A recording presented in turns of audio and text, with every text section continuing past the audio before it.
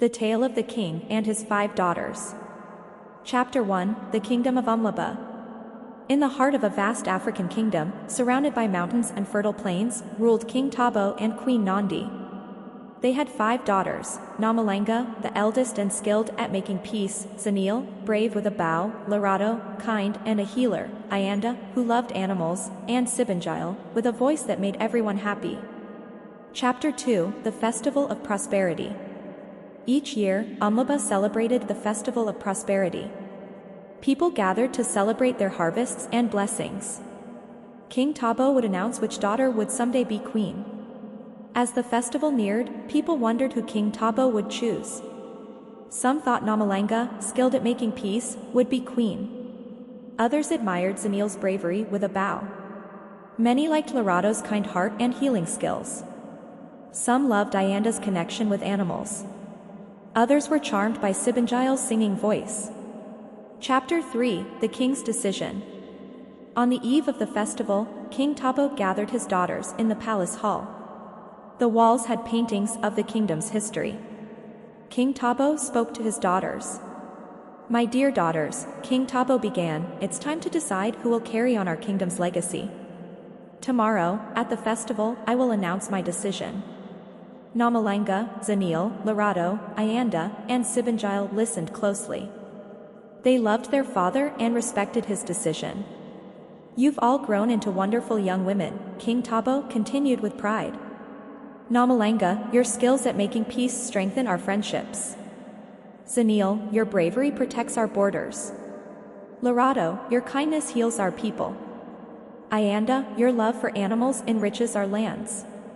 Sibinjile, your singing brings joy to our kingdom." King Tabo paused, looking at each daughter with love. "Tomorrow, I'll reveal my choice," King Tabo finished. "Remember, I love all of you dearly. You are all treasures of Umlaba." King Tabo hugged his daughters.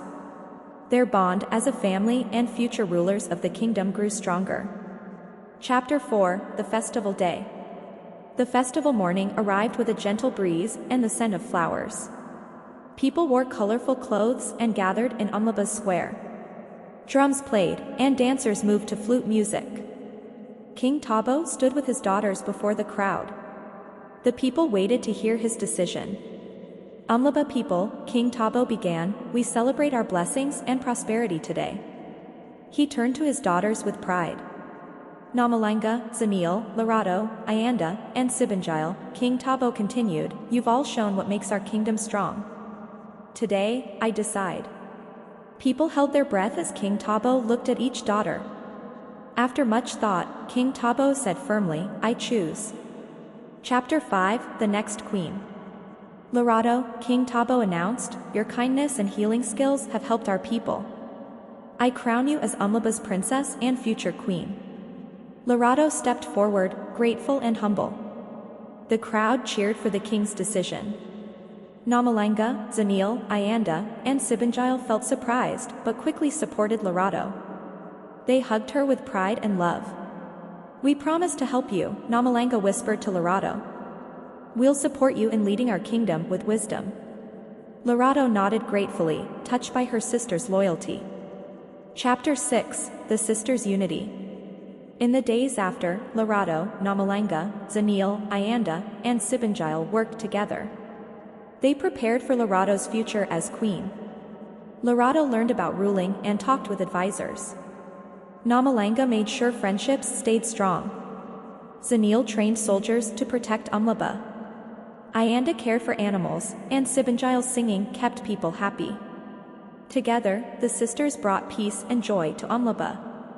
Each used their skills to help the kingdom grow. Chapter 7, Challenges and Successes.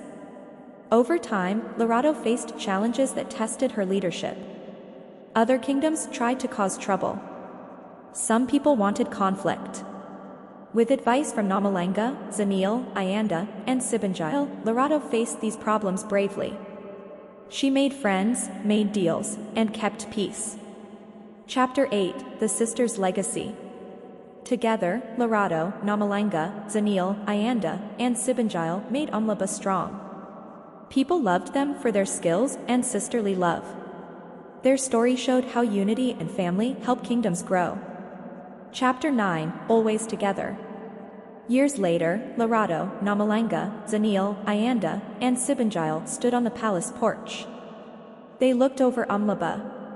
Their young faces were now wise, and they'd been through a lot. The sun set on Umlaba.